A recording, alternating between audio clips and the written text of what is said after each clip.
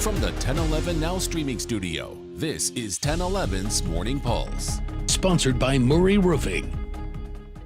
Good morning. This is Craig Allison with your Morning Pulse for Wednesday, December 18th. We're 1 week out from Christmas, and we've got stories this morning all over the state. So let's get started with our first. Just nearby Lincoln, there's a big update in Waverly for the city's water woes.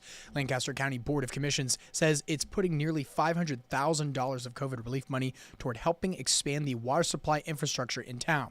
Money is set to be used for the drilling of test wells, as well as putting together new well sites. Recently, the city requested a new program to test out the best sites for those new wells. Your second story, moving up to Omaha. 68-year-old Jack Olson, connected to the public corruption scandal out of Omaha, where several former police officers as well as a former city councilman were convicted of defrauding a nonprofit, is now headed to federal prison. He was sentenced to 33 months with credit for 20 months already served. Olson pled guilty to tax evasion and wire fraud charges back in August. As part of his sentence, Olson will also have to pay more than $136,000 in restitution.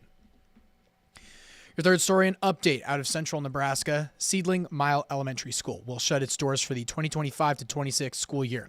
The decision came down last night. Back on December 4th, it was recommended the school be closed because the average cost per pupil was more than $2,700 more than the district average. Any teachers affected will be given priority to transfer to any school within the district, while students will be granted a special transfer. Fourth story out of central Nebraska, the city of Kearney's Sportsplex is almost done.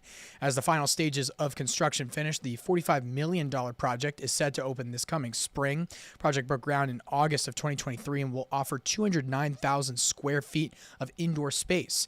Be able to hold a range of indoor youth and adult sports tournaments, camps, and leagues. So we'll be looking forward to that.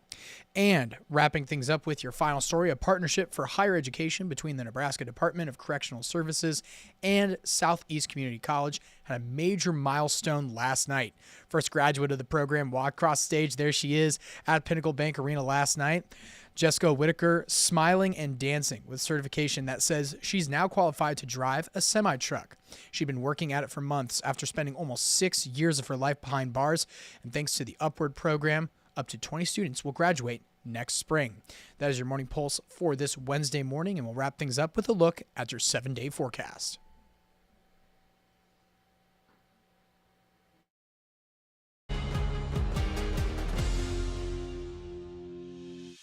You've been listening to 1011's Morning Pulse.